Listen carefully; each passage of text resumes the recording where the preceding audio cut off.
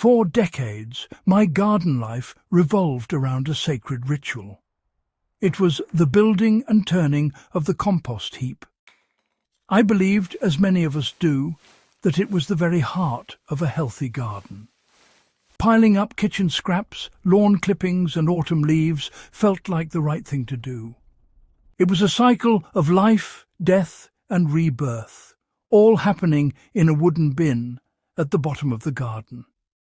I spent countless hours forking it over, checking its temperature and, well, worrying if it was too wet or too dry. It was honest work, and the dark, crumbly result was my reward. I thought it was the only way to truly feed the soil that feeds us. But over the years, a quiet doubt began to creep into my mind. The process was laborious, and sometimes the results were less than perfect. I'd fork over a heap only to find a slimy, smelly mess in the middle, or a dry, undecomposed core that hadn't gotten hot enough. It demanded so much of my time and energy, time I increasingly wanted to spend simply enjoying the plants themselves. I started to wonder if all this effort was truly as essential as the gardening books claimed. Was I working for the garden, or was the compost heap working me? This question lingered with me through the seasons, a small seed of rebellion planted in a very traditional gardener's mind. I saw fellow gardeners struggle with the same things. They'd start with great enthusiasm, building beautiful bins and layering their greens and browns with textbook precision. But life gets in the way, doesn't it? The turning gets forgotten, the balance of materials goes askew, and soon the promising pile becomes a neglected mound that attracts more flies than it creates good soil. It's a common story. We are told that composting is simple, yet making truly excellent compost consistently is a fine art that requires dedication. I began to think there must be a gentler, more forgiving way to achieve the same goal, one that worked with nature's pace rather than forcing it. So I decided to let go. It felt like a betrayal at first, abandoning a practice I had preached for so long. My compost bins now stand empty, a monument to a past way of gardening.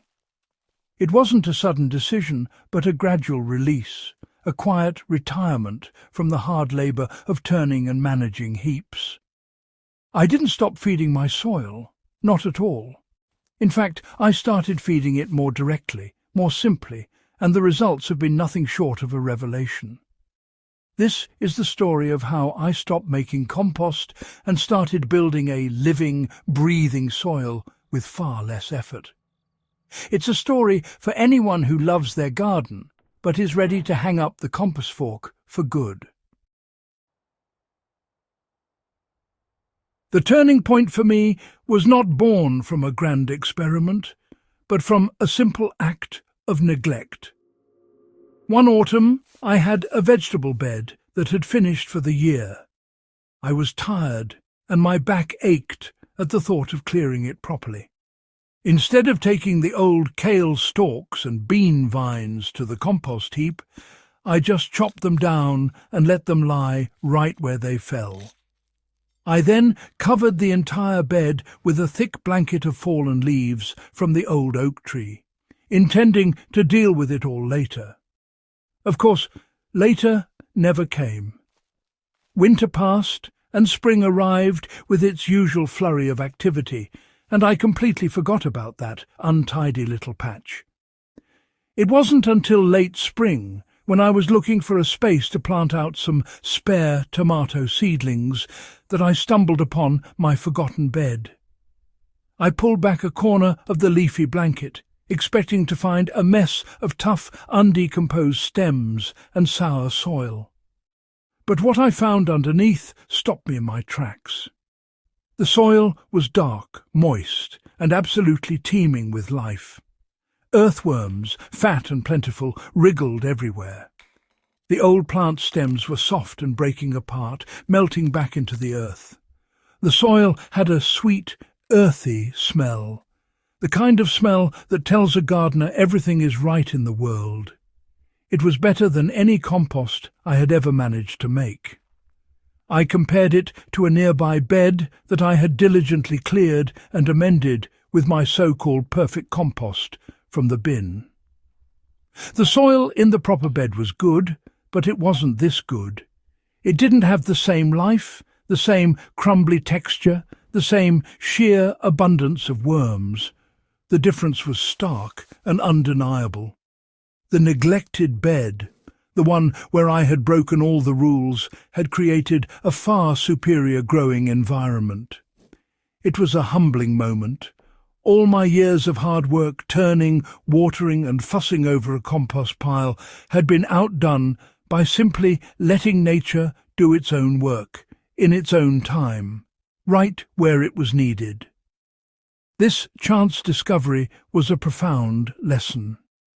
I realized that I had been thinking about the process all wrong. I was treating my soil like an empty container that I needed to fill with finished compost. But the soil is not an empty container. It is a living ecosystem. The forgotten bed thrived because I had provided food and shelter directly to the creatures that live in the soil.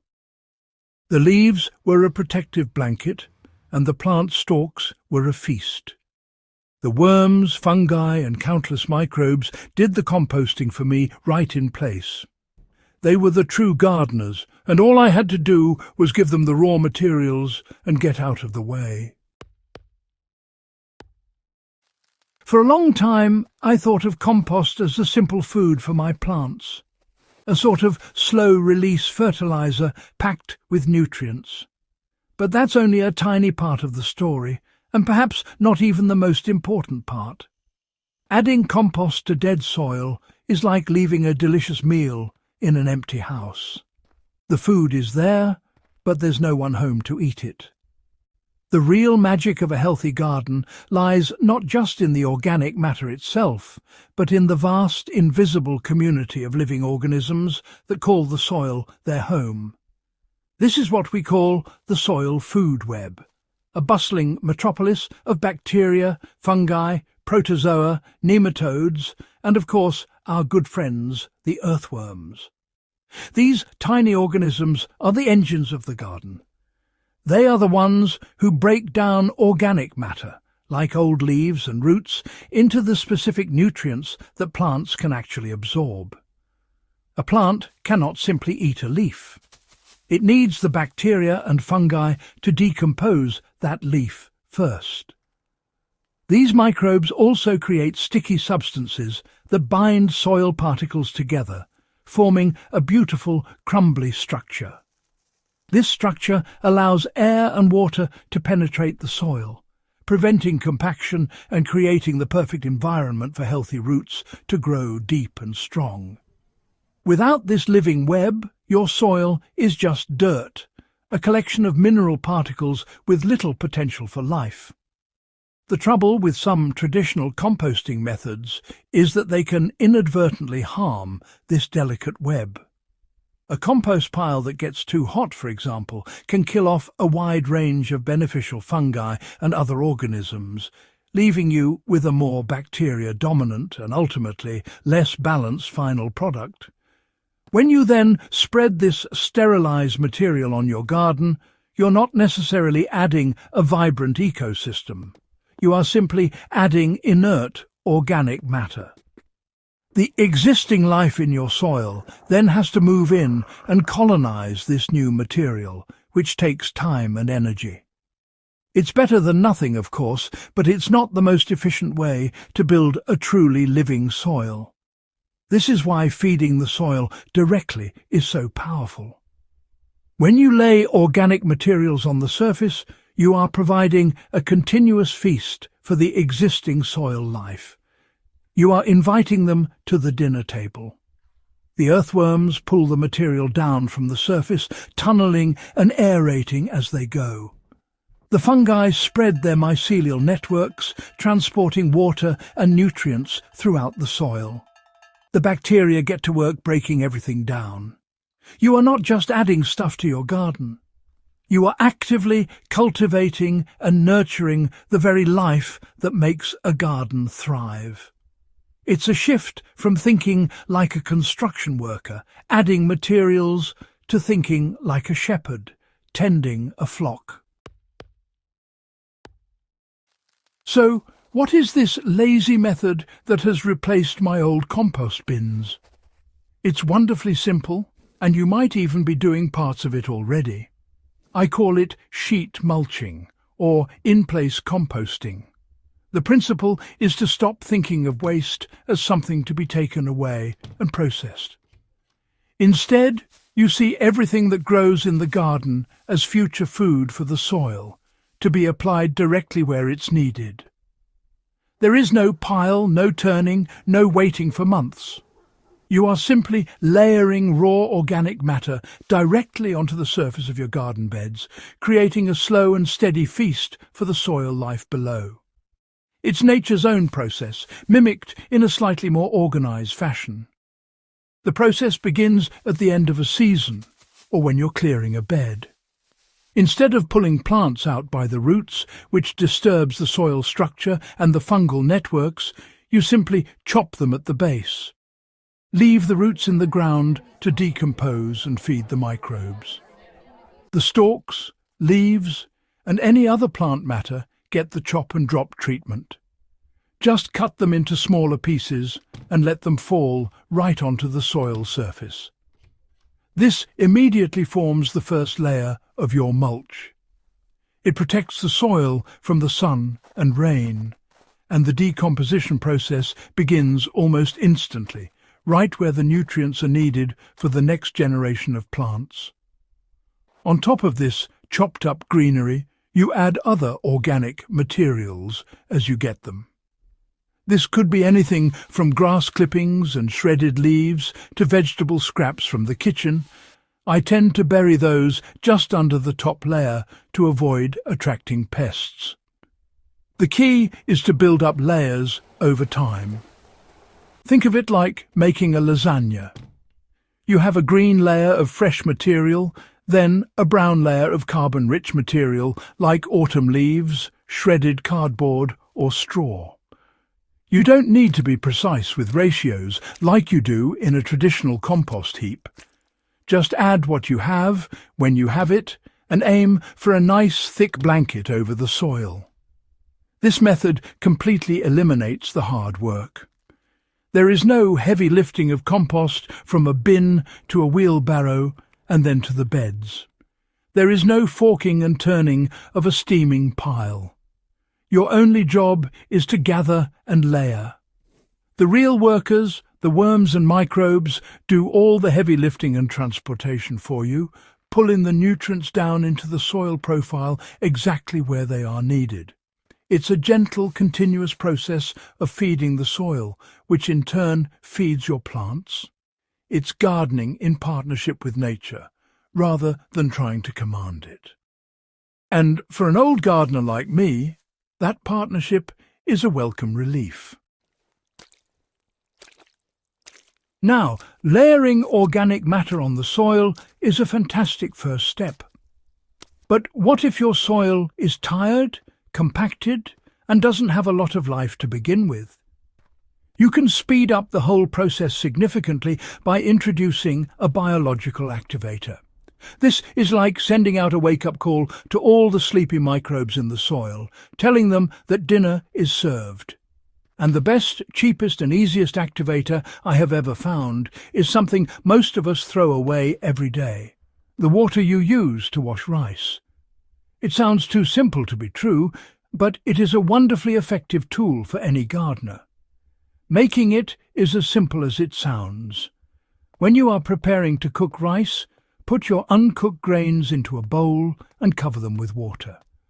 Swirl the rice around with your hands for a minute or so. You'll see the water turn cloudy and milky. This cloudy water is what you want. It is filled with starch, vitamins, and, most importantly, beneficial microorganisms, including lactobacilli, which are fantastic for soil health.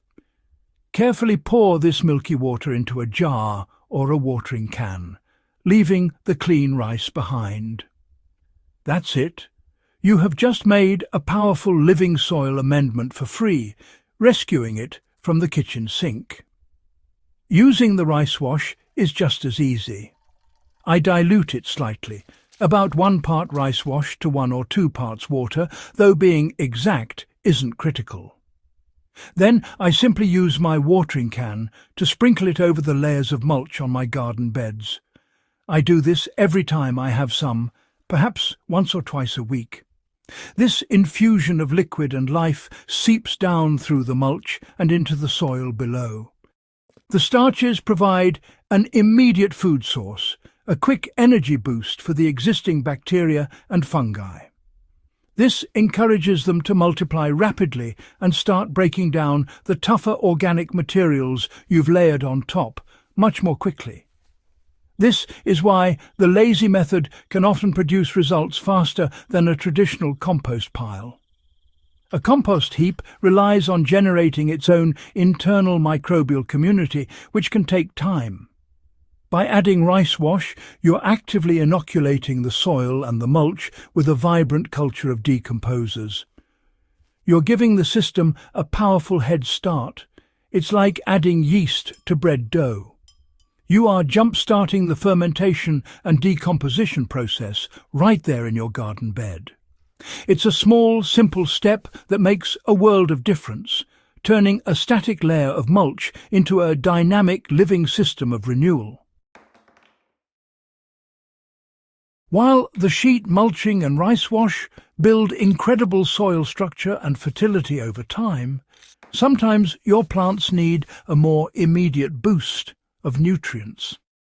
This is especially true for heavy-feeding plants like tomatoes or squash during their peak growing season. In my old composting days, I would have used a liquid feed made from comfrey or nettles, but I've found an even better, more potent tonic that aligns with this new philosophy: fermented plant juice, or FPJ. This is another wonderfully simple preparation that captures the essence of a plant's vitality and makes it readily available to others. To make FPJ, you want to gather the fast-growing tips of vigorous, non-poisonous plants early in the morning, when they are full of life and energy. Plants like comfrey, borage, or even persistent weeds like dandelions are perfect. You chop them up roughly, weigh them, and then mix them with an equal weight of raw brown sugar. Pack the mixture tightly into a jar, cover it with a breathable cloth, and leave it in a cool, dark place for about a week. The sugar draws the juices out of the plant cells through osmosis and begins a fermentation process, preserving the nutrients and beneficial enzymes. After a week, you simply strain the liquid off. This dark, sweet-smelling liquid is your FPJ. Using FPJ is incredibly easy and effective. It's highly concentrated, so you only need a small amount. I mix about 1 tablespoon of FPJ into a gallon of water and use it as a foliar spray or a soil drench every week or two during the growing season. Because the nutrients have been pre-digested by the fermentation process, they are immediately available for the plant to absorb through its leaves or roots. It's like giving your plants a vitamin shot. You'll notice a visible improvement in their vigor, leaf color, and resilience against pests and diseases. It's a fantastic way to provide targeted nutrition without ever needing to buy a plastic bottle of fertilizer again. And what about compost tea? You don't need a huge active compost pile to make a beneficial tea. If you have access to any high-quality finished compost, perhaps from a friend, a neighbour, or even a bag of worm castings from the garden centre, you can brew a fantastic tea. You simply take a handful of that finished compost, put it in a porous bag, and suspend it in a bucket of dechlorinated water with an aquarium bubbler for 24 hours. The bubbling aerates the water, causing the beneficial microbes from the compost to multiply exponentially. This living brew can then be diluted and sprayed on your plants and soil, providing a huge boost to the soil food web without the need for a whole pile. The changes in my garden since I abandoned the compost heap have been nothing short of profound. The soil itself has transformed. It is darker, more friable, and holds moisture so much better than before. Even after a dry spell, the earth beneath the mulch layer remains damp and cool. When it rains, the water soaks in gently instead of running off the surface. Most telling of all is the sheer number of earthworms. Every time I plant a seedling and part the mulch, the soil is writhing with them. They are my tireless partners, my underground ploughs, my fertility factories, and they work for free. My plants are healthier, stronger, and more resilient than ever before.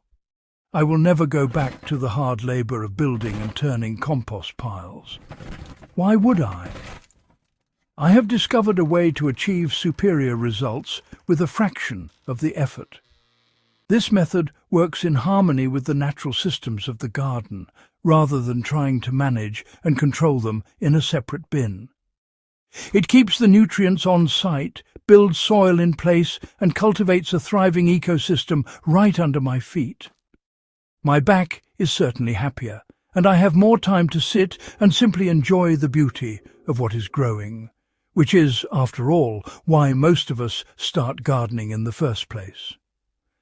This method is for everyone, but I believe it will most benefit those who are short on time, energy, or space.